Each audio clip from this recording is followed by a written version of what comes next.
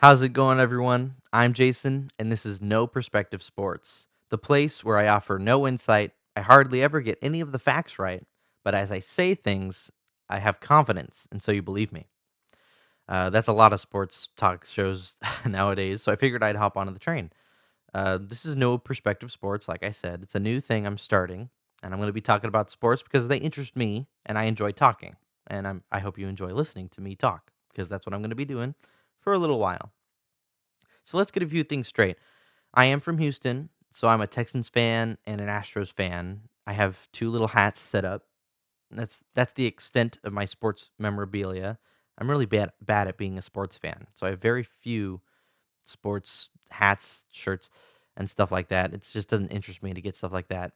I prefer to make sports memories. So those are going to be the two teams that I cover the most in these video podcasts. Mostly the Texans because I like football more than baseball. Um, and you know what? Let's just hop right into it. You guys, you don't even know who I am, right? Who cares? Who cares about me? Let's get to the sports. So the first thing I want to talk about is every Texans fan's favorite subject right now, and that is Davis Mills, the good quarterback for the Texans, the best quarterback. And so he's Texans quarterback, second year, and the questions around him: does he have what it takes to be Texans' new franchise quarterback? And a lot of people around the league are really not aware of the whole situation. They can't focus in. They can't say, "Oh, I know what's going on." They offer very little perspective, and so I figured I'd offer even less perspective into the whole situation. But at least you're getting my opinion and my take. So I watched almost every single Texans game last year, and I rewatched highlights like 5 times, and I know what Davis Mills has, what he's capable of, and what some of his favorite things to do are, aside from losing, which I don't think he likes losing. Obviously, he doesn't, but he did a lot. But hopefully, that's the things he learns from. So a few of the things he's really good at, he can really work the sidelines. That was definitely his strongest point, was he was throwing down to the sidelines, hitting over the defender's head and getting it right into the receiver's hands, even with little separation. I think there was a few times like Philip Dorsett double teamed and he was able to get it right over both their heads and get it right in the chest of Philip Dorsett. And while it was maybe a risky looking throw, he definitely had the confidence to put it exactly where it needed to be in order to get that long down the field completion. Um, Other things, he's very clean in the pocket. He likes to stand in the pocket for a while, but he's not too slow. He's not, Deshaun Watson had a habit of just being too slow and not seeing decisions fast, making decision fast enough. He's not afraid to take the check down. He can, if he sees someone open underneath, he'll take that shot because he'd rather at least get a completion and move the ball forward a little bit than try and go for the big shot every single time. That's what I think is so great about him is he's patient. So that whenever he does get that big shot, it's very rewarding because usually the defense isn't ready for it or they're not aware. He kind of lured people into a sense state of like, oh, I'm just a ditzy quarterback, and then he launches downfield and they totally get flipped on their heads. So he's also very good though at moving around with his legs. If he needs to buy time out of the pocket, he can move. I remember seeing one play where he snuck away. Someone was tackling him. He spins around and he sees Brevin Jordan in the end zone and gets the touchdown. It was very reminiscent of Deshaun Watson's play against the Raiders, where he got kicked in the eye and he got spun around and he still made the throw to the. I think it was a tight end too. Um, it was very similar, not exactly the same. I think the Davis Mills did it better because he didn't get kicked in the eye, which always helps. I think that's usually a plus if your quarterback can avoid getting kicked. So, which I thought was an interesting thing. So I looked up Davis Mills. His 40 time is 4.82, and Watson's 40 time is 4.89. So he's actually a little bit faster than Watson. Um, is he more mobile? It's kind of up in the air, but he has the potential to be. I think he's smart enough to just be a smarter decision maker with how he throws the football around. rather than Watson, who relies on his legs maybe even too much. I think that was a lot of the problems whenever when the offense would stagnate, and he couldn't, like, Tim Kelly's play calling couldn't get too complicated because he didn't trust Deshaun Watson with his mind. And so I feel like a little of that ran into Davis Mills, where Mills was like, "Hey, I can do bigger and better things. You don't have to treat me like Watson," which I feel like, he figured out at the end of the year to play to Davis Mills' strengths. All right. My favorite thing about Davis Mills is he elevates his teammates. All right. He was able to make some B list. I know that's kind of a mean term, but he made some B list receivers like Chris Conley, Philip Dorsett, Chris Moore. He made them look really good on some throws. Right. He would give them just very on the nose throws, and they'd be able to make the play. I feel like he had such a great connection with all these wide receivers. You saw it was either if it was Chris Moore on a long touchdown in the Patriots game, I think, or if it's Philip Dorsett, like I said earlier, being double teamed, or I think Chris Conley had like a good one handed grab for a long yardage situation. Where Davis Mills, he knows how fast he's going. He knows to put it right outside of where the defender could maybe knock it away, and he trusts Chris Conley, and it kind of gives Chris Conley the boost to catch it and make a big play for the Texans. He's very team oriented in the sense that he's not like gonna hog all the credit. He's very quiet and simple, but he makes others look good. Um, I've heard him compared to Eli Manning in that way, that he was very quiet but confident, and he was able to take control as a good leader without being bombastic, you know, in a way that some other quarterbacks might be bombastic. I'm talking about Joe Burrow. Anyway, as far as where he ranked for all quarterbacks last year, I think he was probably second or third best. He had the second or third best rookie season. Let's just call it second, because it was Mac Jones and then Davis Mills, and then I guess technically Trey Lance did good, even though he didn't play very much, but he did do good. And then Trevor Lawrence, Justin Fields, Zach Wilson, they all did pretty terrible. I feel like Justin Fields is the most promising, although I don't think the Bears are going to be the place for Justin Fields. Did I say that grammatically correct? Whatever. Yeah, I don't think Justin Fields would do well in Chicago, but he could do good somewhere else. Unfortunately, he was drafted there. So,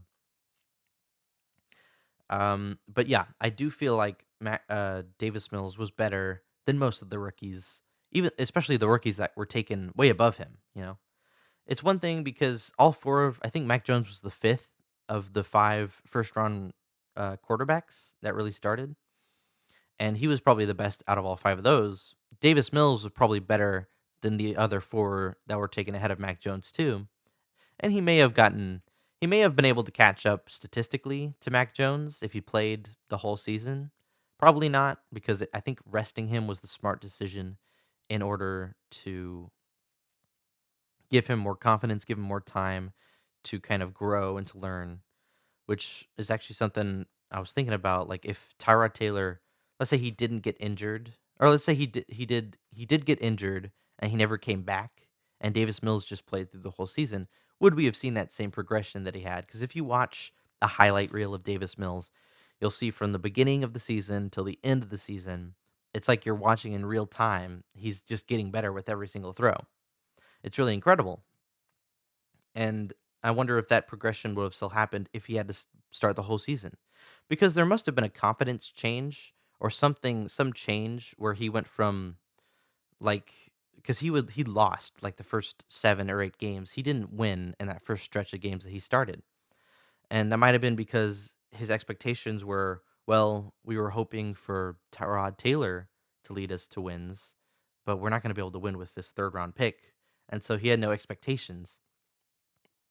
But then when Tyrod did terrible against the Colts, they brought Davis Mills back in, and it was kind of like, hey, he can't make it work. Maybe you can. Let's see what you can do. And he's like, all right, well, if you're confident in me, then I'll go and show you what I can do. And he wins a couple of games, and he does really well statistically. He just kind of, lights it all up with. the touchdown bombs. So I feel like what happened, how they did it, was really well done. I think the circumstances really benefited him to be able to be a better quarterback towards the end of the year and hopefully be a better quarterback this year too. Now, I think the hardest thing about being a fan of the Texans right now, and you see this with all teams that are in a rebuild, but the hardest thing is probably the player turnover. Like every single year, we get 10 or 15 players that leave and 10 or 15 that come join. And it's like every single year, I feel like I don't recognize half the names on the roster. There's all these new defensive linemen, new linebackers, and there's hardly any star players to really anchor the team down. I mean, since I started watching, which is kind of embarrassing, I started watching in 2018, and that was only 5 years ago. I've only been a fan for a short while. Wait, how many seasons is that? 18, 19, 20, 21. It's only 4 seasons. Um, and I act like I know stuff. Come on. But yeah, it was fun to watch back then because there were all these star players, and even if I didn't know anybody because I was just getting another team, I could watch the star players. But then DeAndre Hopkins leaves, and then J.J. Watt leaves, and then Deshaun Watson leaves, and all the stars that we had are all gone, and all the people that I had like grown to like and love and enjoy watching, poof, they're gone. That's the hardest thing about every rebuild is like I don't have an emotional connection with Bob Frankenturger, the third string left tackle that we just added, and now he's starting because the other two guys went away, and I'm like, well, I don't care, and it's like why do I watch the games in the first place? And so that's why it's good to be on the second half of a rebuild whenever we have all these young guys that we bring in with like the rookies and the you know that come in. I do appreciate that the one constant that the Texans had during this whole rebuild was Kaimi Fairbairn. We didn't ever get a new kicker. We kept him around, and we can have a franchise kicker, but we can't have a franchise quarterback.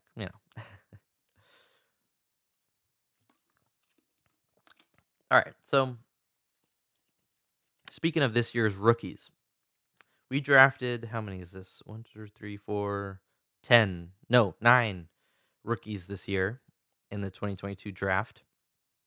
2 first rounders, 2 second rounders, a third, a fourth, 2 fifths, and a sixth. There was all this trading going around with the picks and the for the later picks, which I enjoy seeing. It's fun to see. I like to do it in Madden all the time and be like, yeah, I'll take a fourth and a fifth for a third. And then I'll trade away that fifth for 2 sixths next year or some crap like that. It's just more fun to me. But this group is going to be interesting to watch. There's a lot of let's go over who it is. Let's go over who it is. So Derek Stingley was our first pick in the first round, the cornerback, and I'm sure he's going to be great to watch.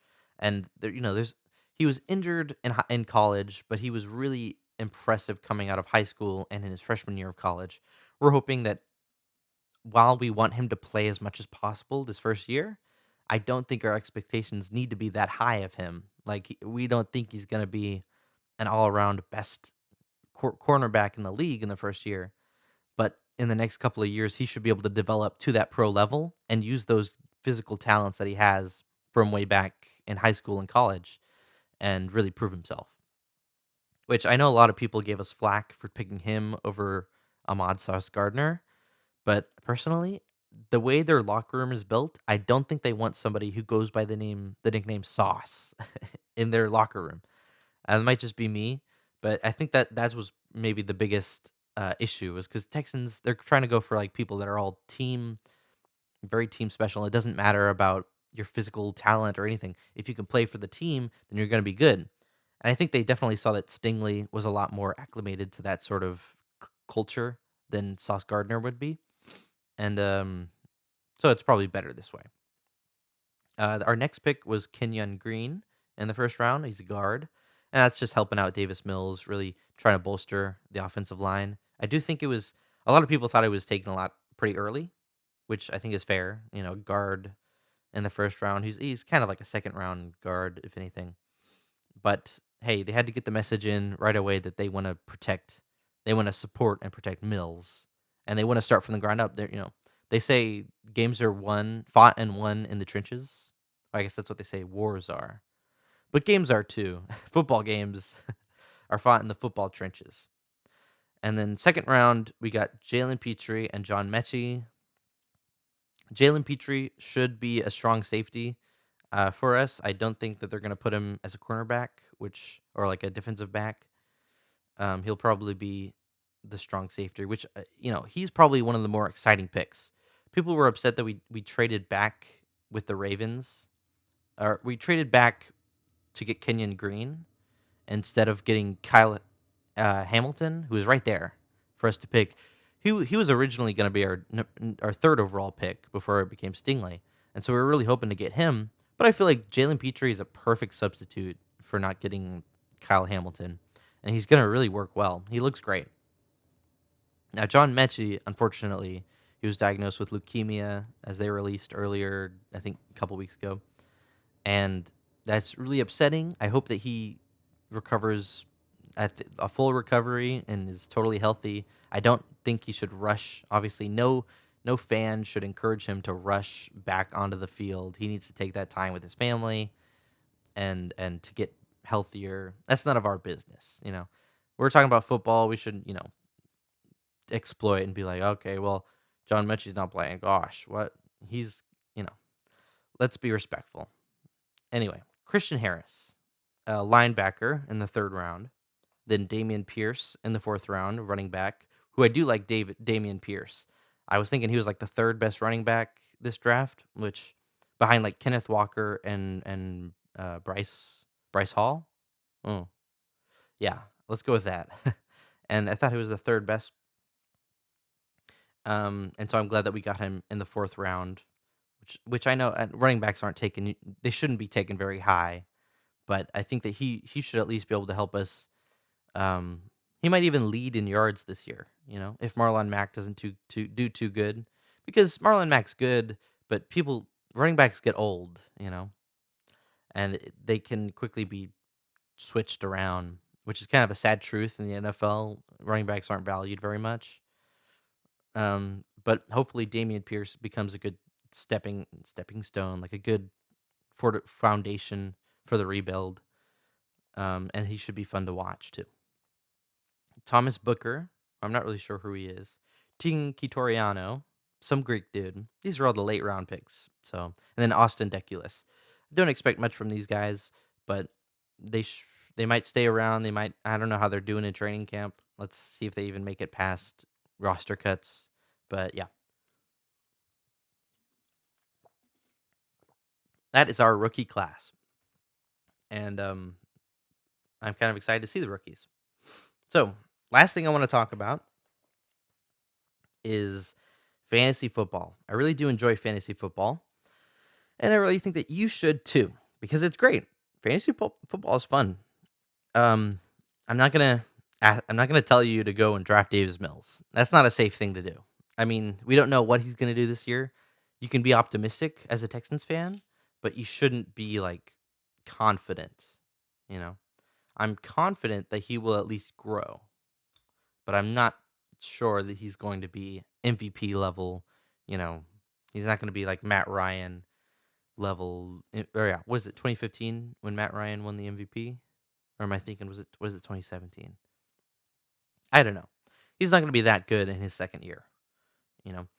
But I think I'm gonna tell you who I think would be a good person to go for that maybe people aren't really paying attention to. Um, and I have just two guys here, but it's Najee Harris for the Steelers. He's a running back. This guy last year was great.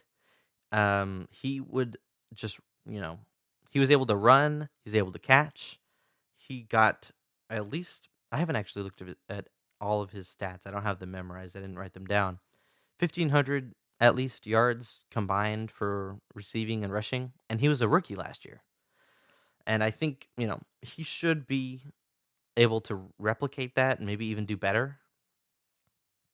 And as far as like diversity goes, if you're trying to diversify your fantasy portfolio, um, getting someone from the Steelers, the only other person from the Steelers is Deontay Johnson that could really do anything good in fantasy. So I think Najee Harris is definitely the way to go. If you don't get like if you're not top 5 picks, you don't get Cooper Cup or Jonathan Taylor, I'd go for Najee Harris.